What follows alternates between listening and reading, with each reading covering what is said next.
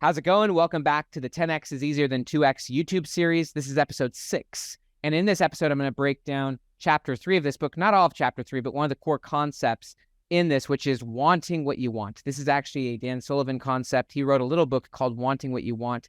And I love this concept because it goes to the core of psychology and of human beings and agency and choice. Whether or not you're free to make your own choices or whether you believe that outside forces are compelling you to choose things. And so this cuts to the core of a 10X psychology. Really, the core of it is choosing freedom and having the freedom to choose what you want and believing that you have the freedom to choose what you want. And then over time, deciding what you want from an intrinsic motivation standpoint rather than going for what you think you need or what other people think you need. So I'm going to break this down on multiple levels. And the purpose, I would say, of this video is to help you peel away the layers. This is one of the things that we've been talking about throughout this series is that to go 10X, you're going to have to strip away all of the layers of everything that's not the David. Using the Michelangelo terminology, how he created the David was he stripped away everything that's not the David. From my standpoint, that David is your 10X future self, which is your higher self or your purest self. It's your future self. And in order to become that future self, you've got to strip away everything that's not the David. And a lot of what you're stripping away are your fears, your doubts, your concerns, the things that you think you need. We've talked a lot in this series about stripping away the 80%. The 80% of your life is your past self and your current self that you're holding on to now out of a sense of security. The 80% of your life is security. In order to go 10X, you have to let go of 80% of your life, which is your past self. What got you here won't get you there. And you've got to go all in on the 20% and make it 10 times better. But in order to go all in on your 20%, using the 80-20 principle, in order to go all in on the 20%, by the way, that 20% represents freedom. You've got to choose that, believe in it, commit to it, and then ultimately have the courage to go for that. And you've got to let go of the 80%. And often we keep the 80% because we think we need it. We think we need it because it's comfortable, it's secure. So part of the stripping away of the 80% is about stripping away everything you think you need, but you ultimately don't want. There's a lot of things in your life right now that you're keeping out of habit or out of security. Even addiction is something that we hold on to because it's emotionally secure, but we don't ultimately want it. We think we need it. That's actually the essence of addiction is you keep it because you think you need it, but you don't want it. And you actually think it has negative downsides to your future. But you may keep a lot of things that you don't want, but you think you need. It could be a certain relationship. It could be a job. The main point here is to strip that away and to get to the essence of who you are, which is pure intrinsic motivation. And this is also where you start to develop pure mastery as well, is as you start to see your own uniqueness and start to just operate out of want and freedom and choice. And this is how you can create a life of abundance and success where you're no longer worried about how people perceive you. You're no longer worried about what they think you should want. You stop letting other people dictate who you are or the fears of how they're going to respond to what you want. This is, I think, something really important when it comes to your future self. I love the quote from Alcoholics Anonymous that all progress starts by telling the truth. Now, that has a lot to do with your past and about being honest about your past and opening up about your past, whether that's trauma or choices you've made in the past, but it's also true of your future self and being really honest about what you most core want. I think that that's actually the essence of who we are, what we desire. And I love this quote from Neil A. Maxwell. Neil A. Maxwell said that what we most deeply desire is what we will eventually become. And it's also true that your future self is going to want something different than you. So one of the big differences between wanting and needing is the difference between scarcity and abundance. If you believe in a wanting world, what that means is if you're willing to choose what you want and believe you can have what you want, then you can have a world of abundance. You believe in abundance. If you believe in a world of scarcity, where you believe that the world is based on scarce resources and that if you have more than someone else, then you're essentially depriving them of something, and so you should only have what you need, then you are focused on a world of scarcity. An important way to define the difference between abundance and scarcity is actually explaining the difference between wealth and money. Wealth and money are two different things. There's a great article on this called How to Create Wealth by Paul Graham. But he talks about the difference between wealth and money. Money is a finite resource. Money actually, there is a scarce amount of money, although obviously they print more and more of it. But money is a finite resource and it's a scarce resource, whereas wealth is actually an abundant resource. Wealth is something that's created, whereas money is something that is consumed. Scarcity is kind of a consumption perspective, but it's also a finite perspective where you're focused on, for example, scarce resources like money. Wealth is very different from money because wealth is actually what you want. And so Paul Graham gives the example of someone who has like a broken down car, and they spend the summer building up that car, fixing it up, and ultimately restoring it into something nice. Now, they actually just built wealth because they actually just improved something, created something that now is worth more than it was worth before. And by them having a more worthwhile car, that doesn't actually take away from anyone else. So wealth is what we as human beings actually want. Wealth is resources. It could be knowledge, capabilities. Wealth could be resources, whereas money is how you move those resources. So for example, if you go to the grocery store, you're actually buying wealth. You're buying groceries, and you're using money as a form of exchange of moving those. And so we often equal the two, but money and wealth are not the same thing. Wealth is something that is a resource that can be created, and it's an infinite game. Money is a finite game. Abundance and wealth are an infinite game. And if you're operating in the infinite game of abundance and wealth creation, then you can actually create as much wealth as you want, and that wealth doesn't actually have to take away from anyone else. This is the idea, and Paul Graham talks about this, the difference between a finite pie versus an infinite pie. Back to his example of someone, renovating their car and upgrading their car. Now they actually have a nicer car, but the world has a nicer car that didn't exist until they actually made the choice of renovating that car. Them improving that car takes away nothing from anyone. So me, as an example, if I choose to invest my time in developing knowledge and skills and capabilities, I'm now generating wealth that takes away nothing from you, but I've now created a lot of wealth for myself in terms of skills, capability, knowledge. I could create products. Anyone who creates or innovates a product, that wealth doesn't take away from anyone else, and wealth is an infinite game. Wealth is abundant. And so you can create as much wealth as you choose if you choose to do it. So one of the key concepts of going 10x is that you're going to have to shift from a scarcity mindset where you're operating based on money to more of an abundance mindset where you're focused on wealth creation. And when I mean wealth creation, and this has a lot to do with getting 10 times better at what you do, when you start to imagine a 10 times future self, you want to start to think about who is that future self and what kind of wealth do they have? Not in terms of just the life they have, the lifestyle, maybe the family. As an example, I have an incredible family, but also what is the type of value can they create for other people? So as an example, back when I was a PhD student and I was imagining my 10x future self as a professional author, that future self ultimately led me to creating a lot of value and a lot of wealth for myself and for other people. First off, I had to develop a lot of skills. I wanted to become a professional author, so I took a lot of online courses and invested in myself. And by the way, you from your own standpoint can be seen as wealth. You can invest a lot in yourself, and you can become more valuable to both yourself and to other people. And so because I was investing so much in myself and developing rare and valuable skills, I actually love the book by Cal Newport. He talks about so good they can't ignore you, and that in order to become valuable, you've got to develop rare and valuable skills. And so because my 10x future self was a professional writer, I developed massively incredible wealth in terms of skills, but also in terms of outputs. I learned how to write. I learned how to think. I learned how to create. Even this video right now is a form of wealth, which I am choosing to create. Some people will see this as valuable. Some people will see this as trash.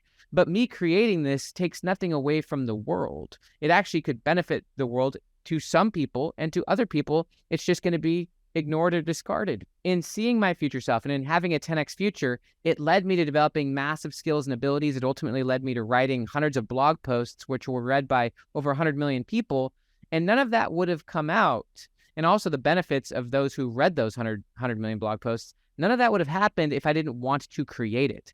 And so you have to see part of the difference between wanting and needing is if you want to live in the world of wanting, then you get to choose what you want, but also you get to choose to create the life that you want.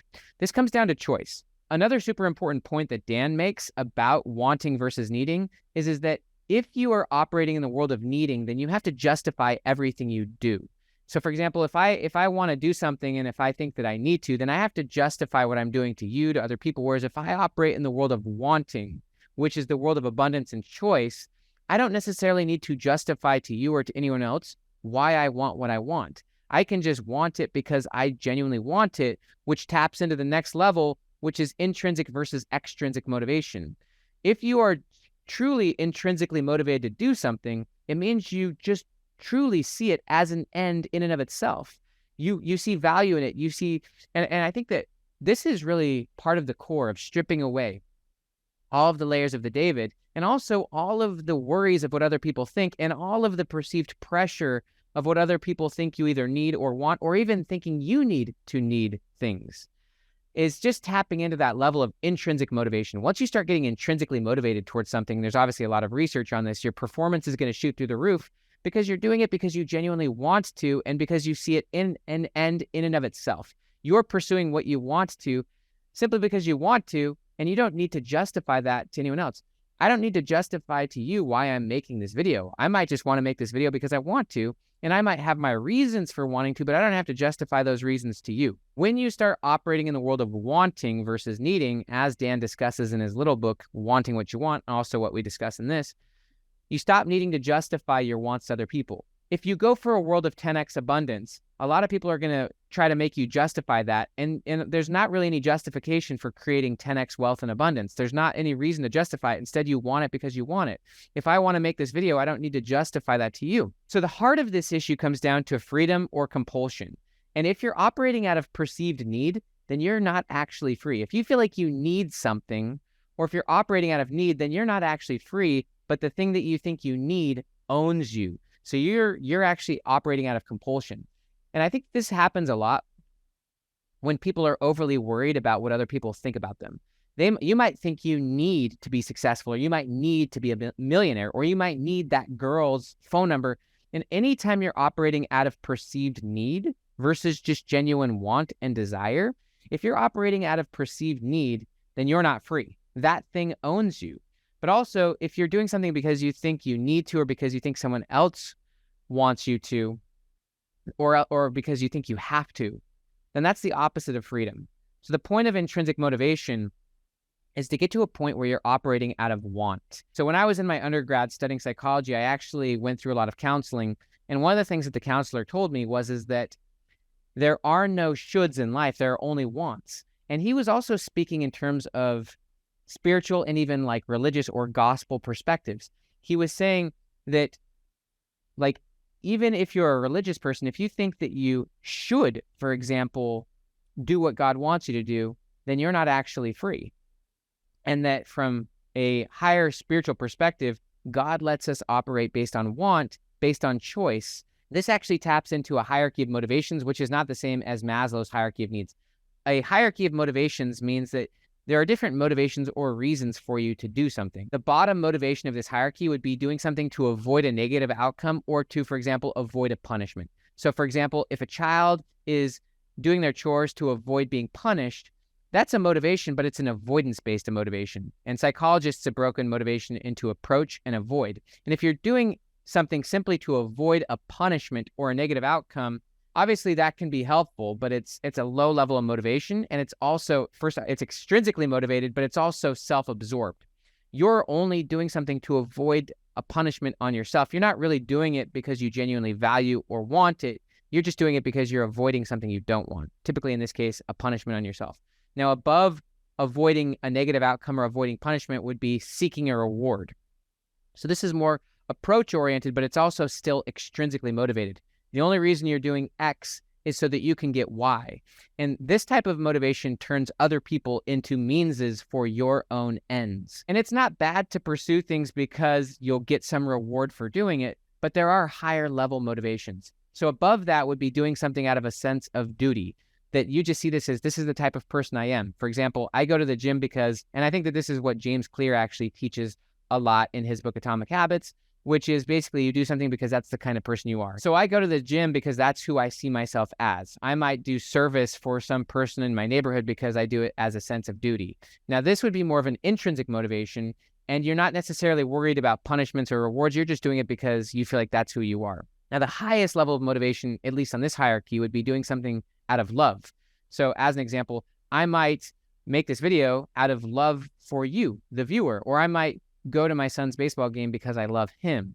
And that may be different than me trying to avoid being a bad dad, or me doing it because I'll get some reward, or even out of a sense of duty. Doing something out of love is a much higher level. Relationships based on want are a lot more powerful than relationships based on need. If you're doing something because you feel you're being compelled to do it, even in a relationship with God, if you're only doing something because you think God is forcing you to do it, then that's a very unhealthy relationship. That's not a relationship based on trust. It's not a relationship based on love. Love and freedom go hand in hand, and freedom also go along with trust. And so the best and most healthy relationships are where all parties are there because they genuinely want to be there, not because they think they have to be there. And all parties choose to remain in the relationship out of want. This also hits on a lot of Dr. David Hawkins' research on power versus force, that if you're trying to force yourself to do something, or if you feel you're being forced to do something, or if you're forcing others to do something, then that is doing something out of need and justification, not want. There's also another great book on the subject. It's called Already Free. It's all about psychotherapy and Buddhism. And the whole point here is that no matter what, even if you're doing something that you think you're forced to do, you're actually choosing to do it. We are all already free. You are free right now to be watching this video, and you're free to turn it off. And so even if you have a narrative and a story in your head that you think you have to do something, you're actually freely choosing it, but you've created a narrative that makes you think you have to do it, which is essentially justifying you doing it. So I just wanted to repeat the quote from Neil Maxwell. He said, "What you most deeply desire is what you eventually become." One of the things he talks about is educating our desires. So we all have desires. I think it's really important that we're honest about our desires, but it's also important to question our desires. There's a lot of research that shows that our desires are often shaped by our outside environment. You may want something because your culture or your society has told you should want it, or because, honestly, through social media, you've been brainwashed to want it.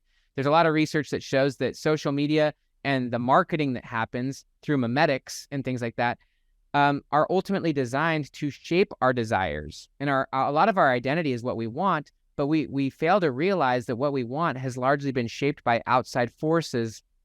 And so part of stripping away the layers of the David is stripping away the things that you don't ultimately want, but ultimately what society or your friends or what social media or what public education has told you to want. And so I think that part of wanting what you want is stripping away all of that nonsense and getting really clear on what you most want, why you want it, and knowing that you can get it. I actually like this quote that I once heard from Tim Ferriss, and it was a quote on happiness. And he said that happiness is getting what you want and wanting what you have.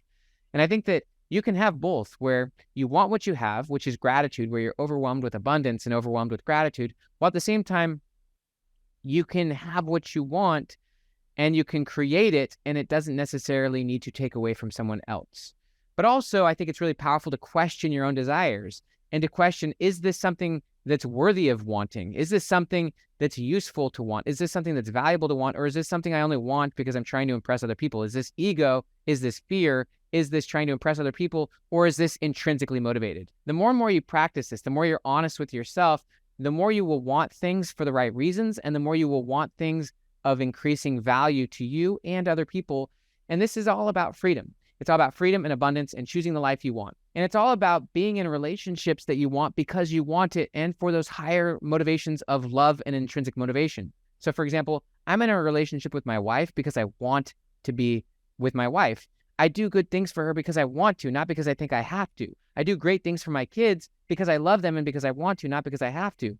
I also want to give them trust, and I want my kids, as an example, my teenage kids, to love me such that they want to please me because they want to, not because they think that they have to. And even to my relationship with God, I want to be in a relationship with God where I'm operating out of want, not need. I'm operating out of power, not force. And I actually believe that God gives all of us that freedom. I love this poem or this quote. It says, "Know this, that every soul is free to choose their life and what they'll be. For this eternal truth is given, that God will force no man to heaven. He'll call, persuade, direct, aright. He'll lead with wisdom, love, and light. In nameless ways be good and kind, but never force the human mind."